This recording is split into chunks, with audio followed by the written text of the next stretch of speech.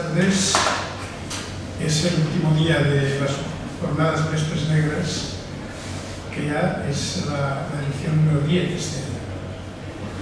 La verdad es que hoy, al menos para los que estamos aquí, nos conocemos casi todos, es una oportunidad impresionante para conocer la capacidad creativa que tienen algunos amigos nuestros.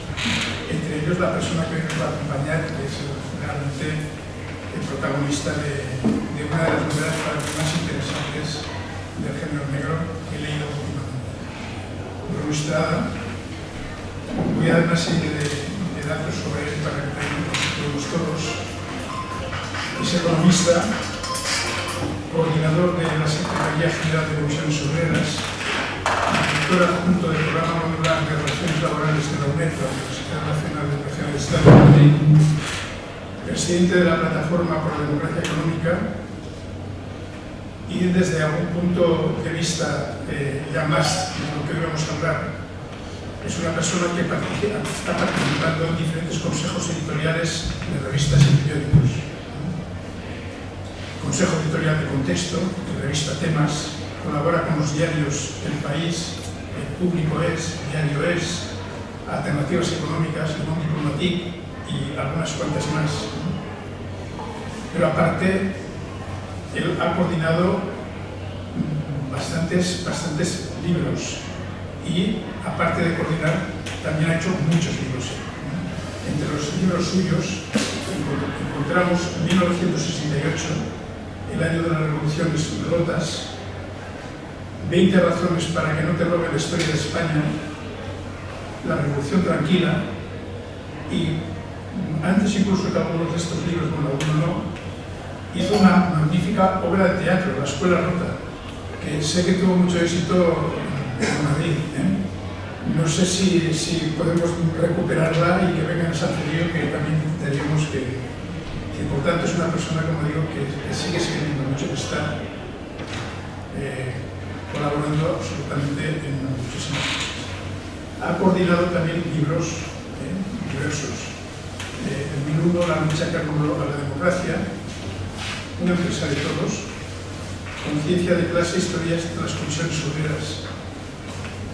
Y además no solamente esto, sino que a veces hasta también interviene en documentales, en películas. Por ejemplo, y ha sido en algún caso productor, como en este caso, ha intervenido en la película documental 7 días de mayo sobre el atentado de los abogados de Atocha, y que espero pronto que lo podamos visionar aquí en San Pedro de Llobregat. Son una de las personas que ha trabajado.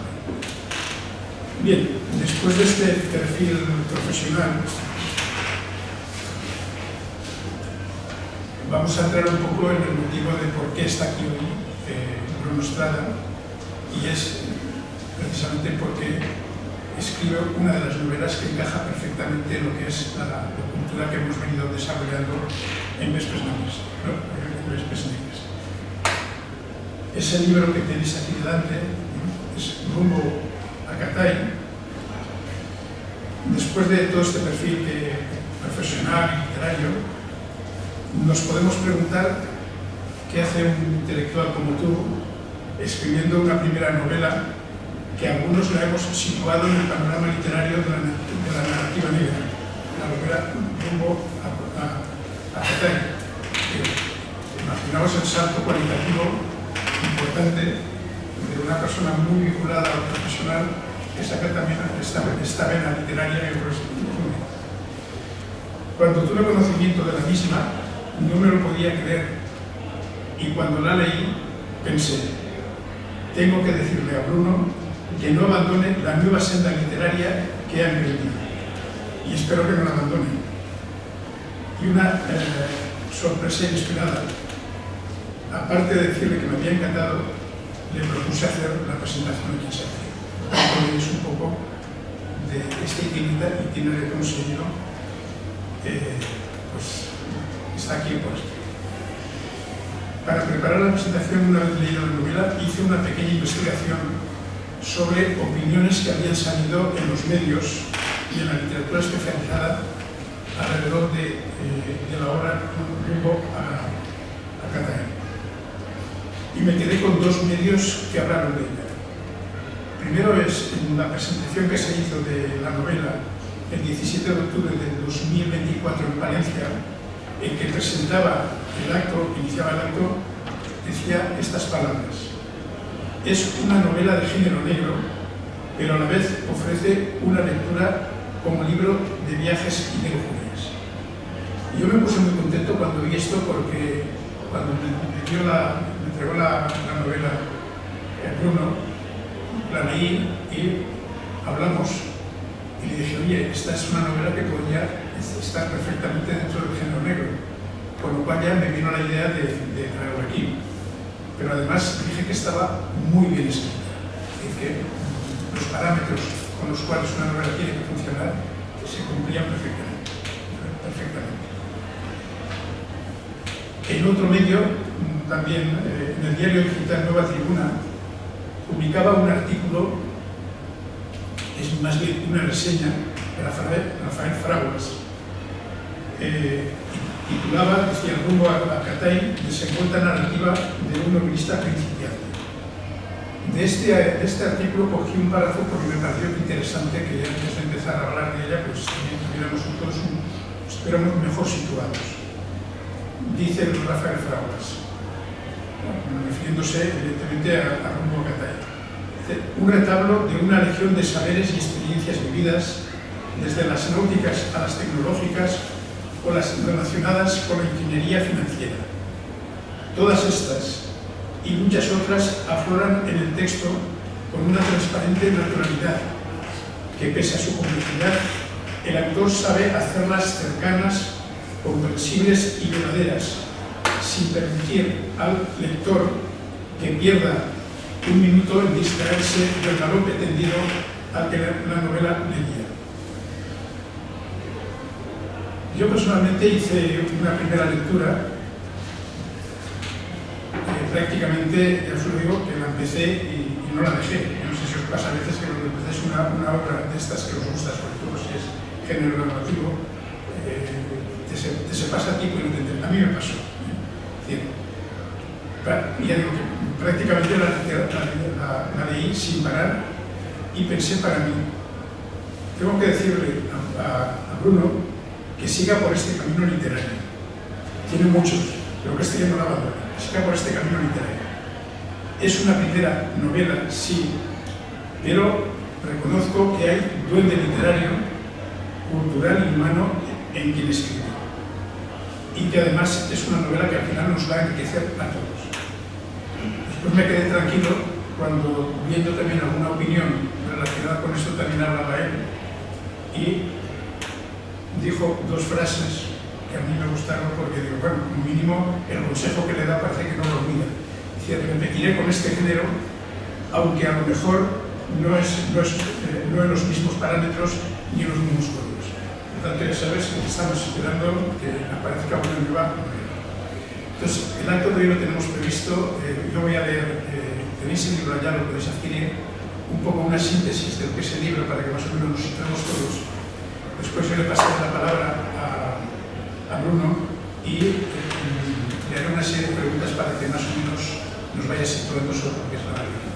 Si cogéis el libro lo veréis al final, o sea, a la contraportada, hay una pequeña recensión de lo que es Rumbo a Catay, que dice lo siguiente: Rumbo a Catay narra la vida física y emocional de Sofía, una prostituta de alto standing. En uno de sus servicios accede a una información sobre los graves fallos de construcción de una central nuclear en Finlandia. El intento de chantajear a su cliente hace que pierda el control de su vida, ya que los servicios de inteligencia franceses intentan cazarla viva o muerta por todos los medios. La persecución, en la que ella recibe la ayuda de varios amigos, Klaus, Hakim y Olmo, recorre un Mediterráneo mestizo: Barcelona, Estambul, Belgrado, Tirana, Sicilia. En esa huida, ella cree que puede romper con su pasado. Este sería un poco el contexto global del libro. Y yo, si te parece bien, no sé si te voy a las preguntas. Sí. Bueno, he preparado unas cuantas preguntas después de leer. parece que podían dar con esto. Primero, ¿cómo has vivido el paso de tu obra escrita mayoritariamente en forma de ensayo? Has sido un gran ensayista, es un gran ensayista, a mundo narrativo. No es fácil. Entonces, ¿cómo ha sido este paso tuyo y qué perspectivas tienes de futuro? Bueno, muchísimas gracias a todas y a todos por estar esta tarde aquí y Ángel por invitarme a presentar el libro aquí en Ángel Vivo. Estoy encantado. Y bueno, en el fondo no ha sido un paso del ensayo a la narrativa, sino han sido como dos mundos paralelos, ¿no? Tengo que reconocer que esta novela la escribí hace bastante tiempo, hace 10 años ya o algo más, y claro, como mi formación de economista, lo que yo escribía eran informes bastante pesados, lagosos, conseguía que la gente los leyera. Cuando escribía algo literario, en el fondo me daba un poco de pudor, ¿no? Bueno, igual esto que estoy contando en términos de novela, pues la gente no engancha con lo que yo quiero contar porque no tenía esa experiencia. Y es verdad que durante bastante tiempo me la fui releyendo una vez, otra vez, mejorándola, puliéndola, y al final del tiempo dije, bueno, pues yo creo que tengo algo interesante que contar, ¿no? Eso es lo más importante para un autor, ¿no? Contar algo interesante.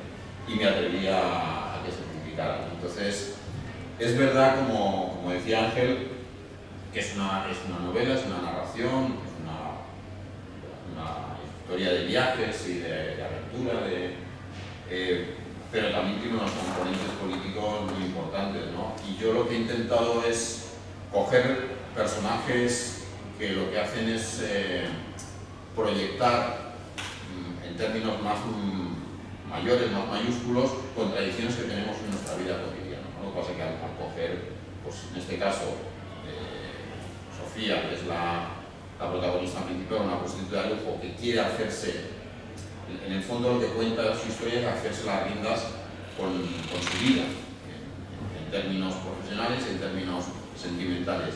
Y me parecía mucho más difícil hacerlo con este personaje que con un personaje normal, habitual de nuestra vida cotidiana. Yo sabía que era un reto, además siendo hombre, escribir sobre esto, y bueno, un poco utilicé un libro que me pareció interesante, no porque compartiera todas las cosas que dice, pero me pareció interesante, de una feminista francesa, Virginie Despentes, que lo que plantea un librito interesante que es la teoría del King Kong. Un poco es una mujer extraña, compleja, bueno, pero lo que plantea es un poco el poder sexual de la mujer como un elemento de reconocimiento, y ella lo plantea así. Yo digo que no coincido con ella, pero me ayudó a crear el personaje. Y luego los tres personajes principales que están en torno a ella, bueno, intentaban también mostrar elementos, yo creo, interesantes. Por un lado está Hakim, que es una persona que viene de origen kurdo, vinculado al movimiento guerrillero del Partido Comunista del Kurdistán, el PKK. Y lo que ese personaje me permite construir es un poco el tema, de forma muy exagerada, como podido decir las personas, el tema del desencanto político. Es una persona que ya está vinculada a esta organización, que en un momento determinado entra en contradicción con lo que él ha visto y cómo se ha perdido esos valores que tenía esa organización en Turquía, en la lucha por la liberación del pueblo kurdo, y pues, se convierte en una especie de mercenario, no de mercenario de pistolas, pero sí de mercenario al servicio de gente mafiosa, ¿no? Otra persona, el personaje un poco más fuera del grupo, es Klaus, que es un piloto de aviación, que bueno, es una persona que es confidente de la policía, y eso me permite introducir todo el tema de los servicios secretos franceses.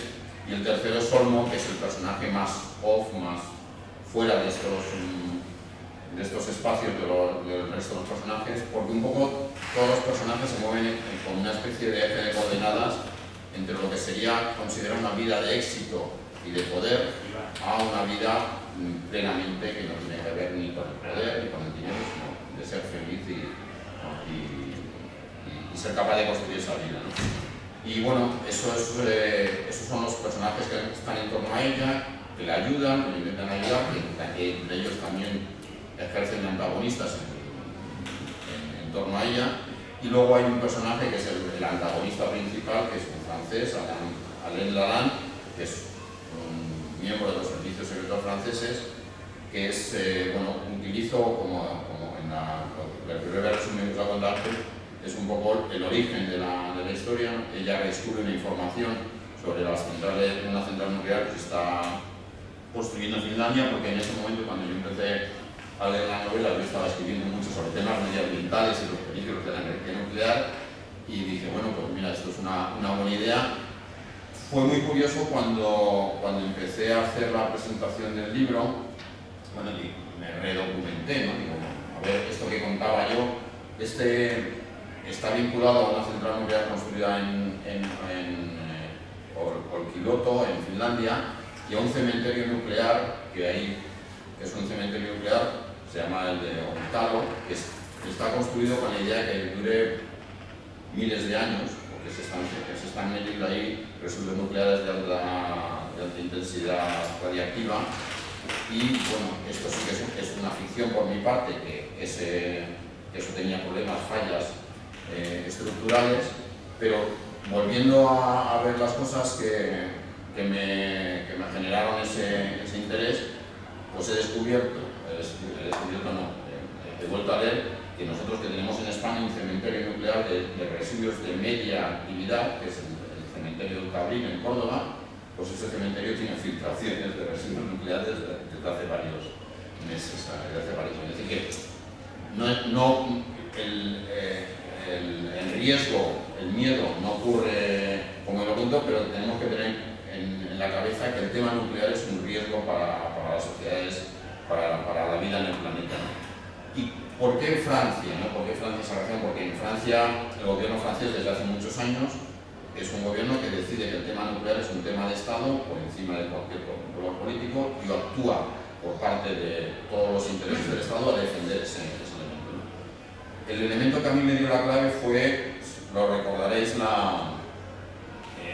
me pareció un elemento muy trágico, además desde la represión de la izquierda, cuando el gobierno francés, presidido por François Mitterrand, hizo explotar un barco de Greenpeace en Nueva Zelanda, en una concentración de barcos contra las pruebas que se hacían, las pruebas nucleares que hacía Francia directamente, sin ningún control, en el Pacífico, ¿no? Y dije, bueno, esto yo creo que hay que ponerlo en valor, ¿no? Y, o sea, y me pareció que eso era un elemento interesante para... Cuando estaba trabajando sobre el personaje de Alain Lalanne, que es este miembro de los servicios secretos, que es el encargado de perseguir a Sophie, os debo reconocer que una noche que estaba buscando, documentándome por internet, de repente me di cuenta que uno de los que habían explosionado el barco de Greenpeace en Nueva Zelanda se llamaba Alain. Sentí un poco de escalofrío, ¿no? Y dije, bueno, no sé si cambiar el nombre para que... Pero bueno, me atreví con eso, ¿no? Pero bueno, es contar eso, como un elemento, o sea, de poder económico tan importante como la energía nuclear es capaz de pasar por encima de las ideologías y que haya un presidente socialista en Francia que mande que se expresione en paz, ¿no? Eso es un poco los elementos que, como muy bien decía Ángel, bueno, es un paso del ensayo a la novela, pero hay elementos de reflexión política y social también que me interesa plantear. En la novela aparecen personajes con perfiles sociales muy diferentes. Entonces, ¿qué perfiles sociales has priorizado en su aparición? Pues ya has hablado de unos cuantos, pero yo creo que vale la pena, porque claro, rumbo a Qatar es a China, Qatar está en China, pero nos quedamos más cerca, ¿no? Pero en cada sitio aparece un personaje diferente, con lo cual también hay unos perfiles que una literatura de viajes tiene que también recoger. Entonces, ¿qué perfiles sociales has priorizado?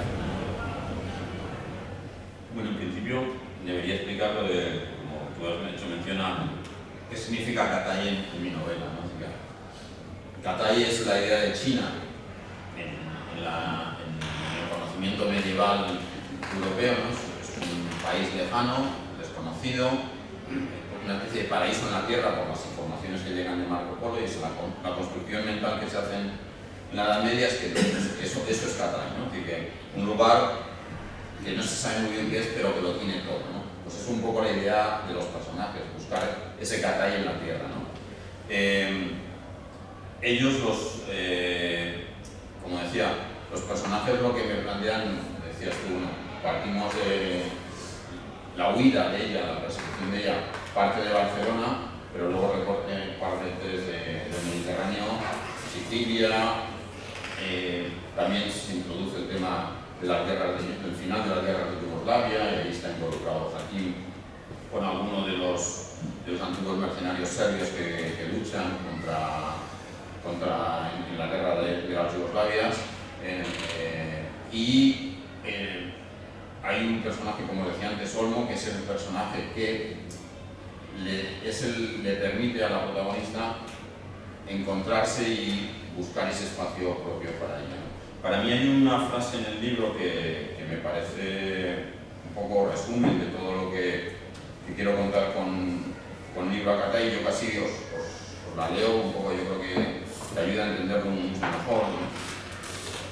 Es un momento en el que, como os decía, la huida se da en un barco velero, un barco pequeño, un barco frágil, ¿no? En una situación en que están los tres protagonistas, Sofía, Olmo, tres de los principales protagonistas, y Hakim en el barco, y evidentemente hay una polaridad, hay una tensión, hay una polarización entre Hakim y Olmo, que son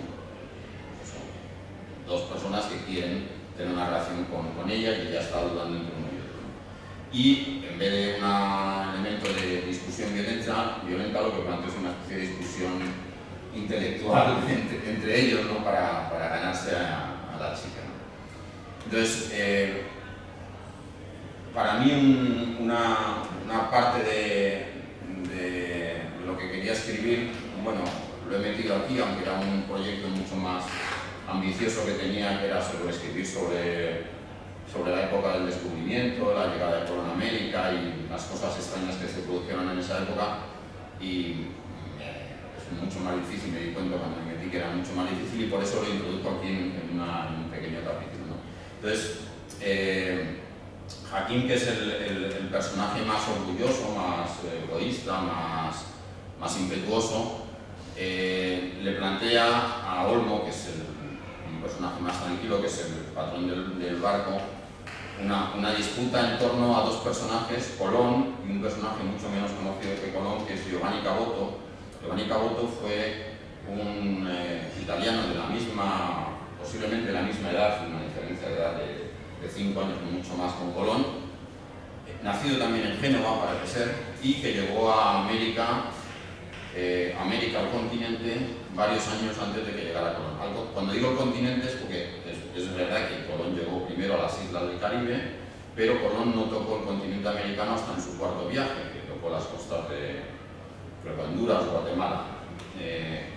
Y Caboto, financiado por el rey inglés, llegó a las costas de Terranova 2 o 3 años antes de que llegara Colón en su cuarto viaje.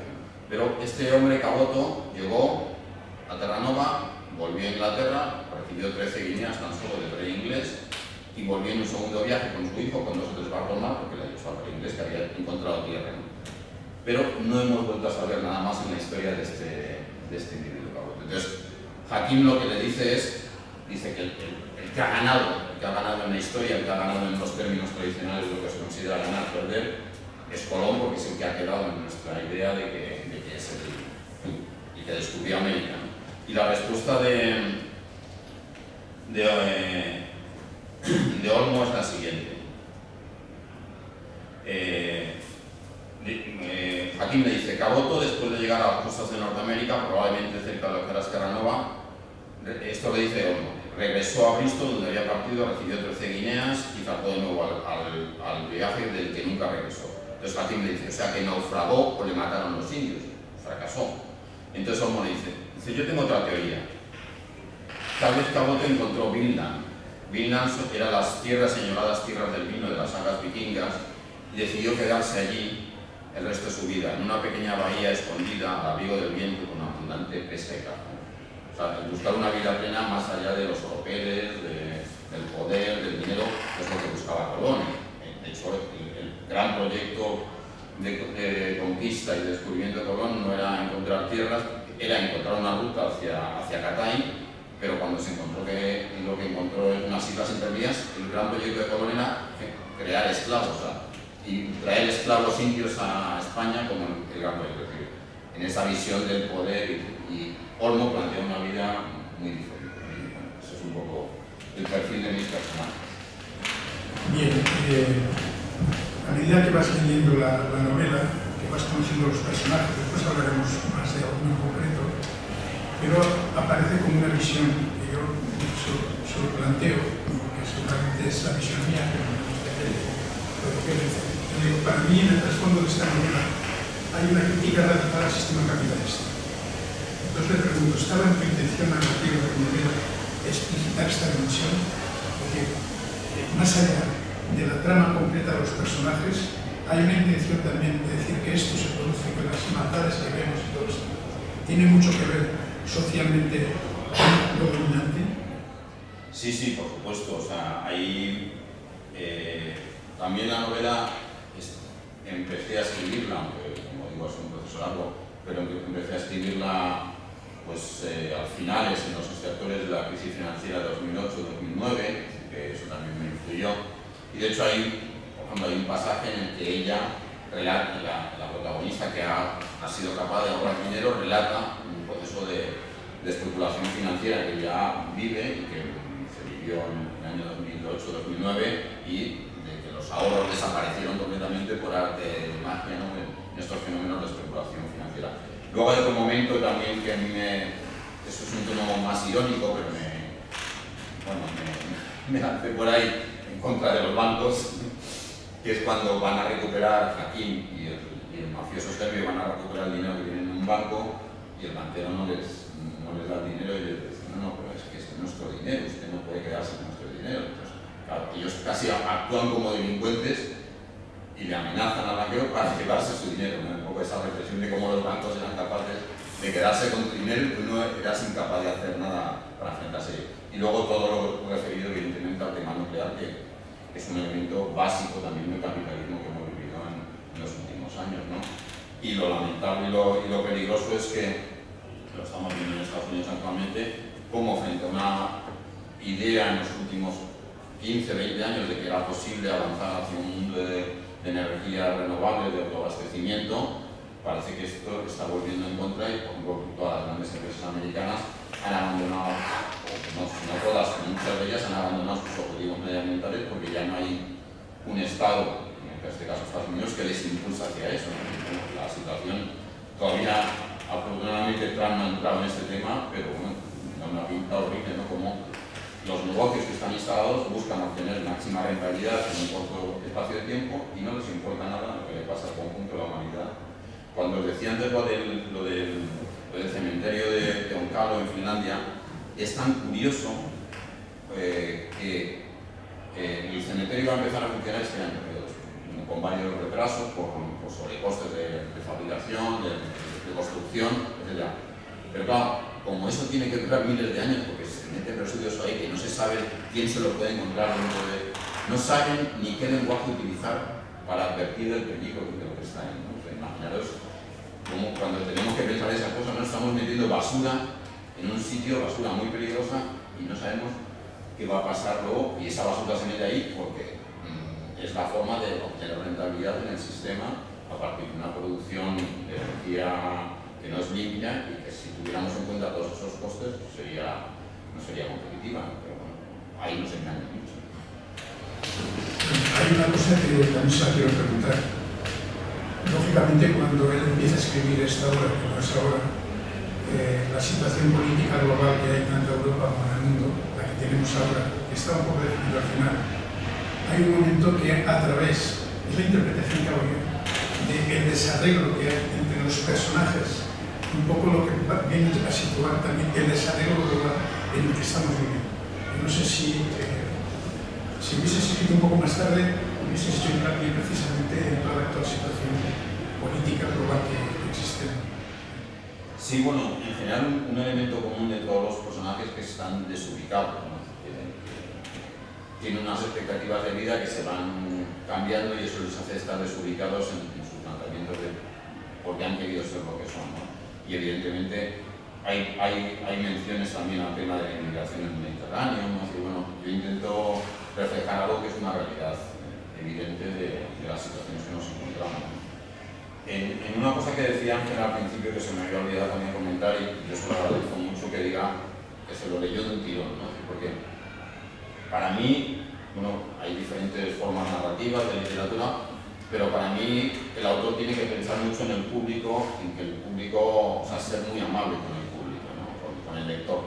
Y por tanto, yo tengo una forma de escritura que intenta ser rápida, ¿no? Que intenta, también por mis elementos culturales cinematográficos, y intento que las cosas, un poco esa idea, ¿no? De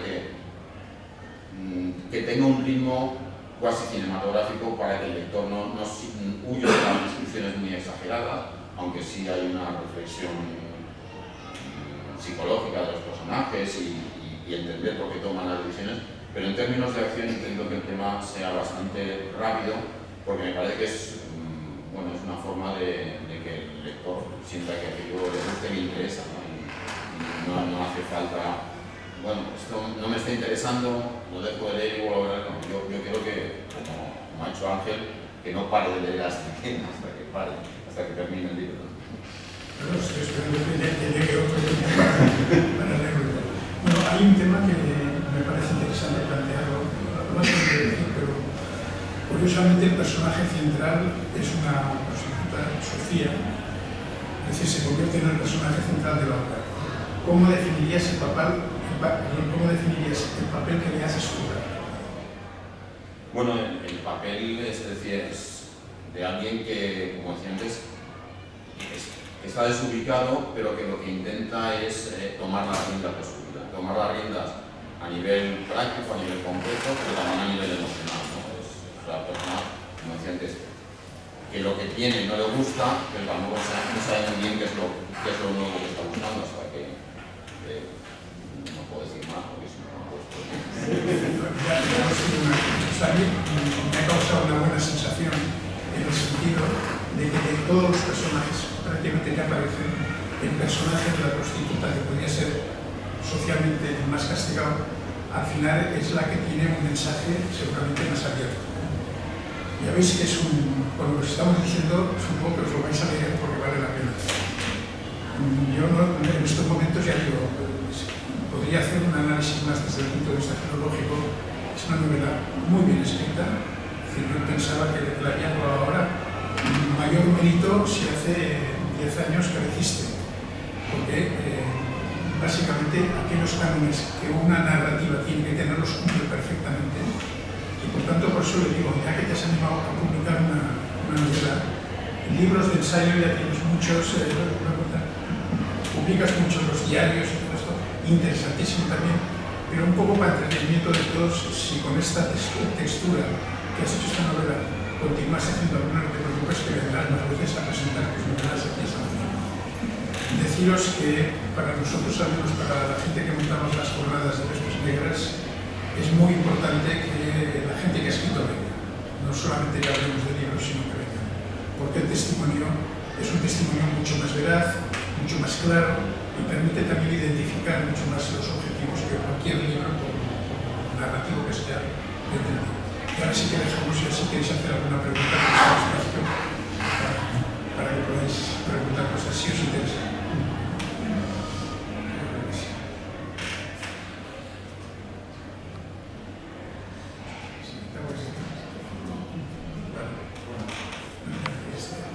Solo para que quede vacío. Pero de la, como que de color y la voz. Porque yo recuerdo la lectura, sabéis que América ha llegado a todo el mundo. Ha llegado a los romanos, ha llegado a los chinos, de la época de los catalanes, en fin, todo el mundo ha llegado a América. Y este libro que yo recuerdo lo que decía es que Colón era ganador, obviamente, porque lo importante no es ir a un sitio, ya está, sino situar un poco lo que demás puedes después contar. Generar y contar, a un sitio para que sirve eso, ¿no? Es decir, el valor social de las cosas. Y yo, por lo que intuyo, cuando con esta novela, estos valores personales, ¿no? De este protagonista que de alguna forma se aliena para ser feliz, ¿no? Esta es un poco la pregunta, ¿no? Es decir, ¿realmente nos hemos de alienar para ser felices? Claro, la novela plantea lo contrario. Salgámonos de la alienación, ¿no? Es decir, tú dices, el vencedor es el que lo cuenta. Mi reflexión es, el vencedor es el ganador, es el que lo disfruta.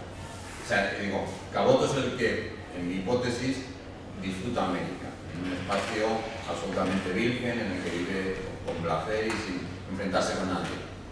¿Quién es Colón al final en la historia? Un tipo que esclaviza, que mata. Bueno, la historia del gobierno de Colón en América termina siendo encadenado, lo traen a España.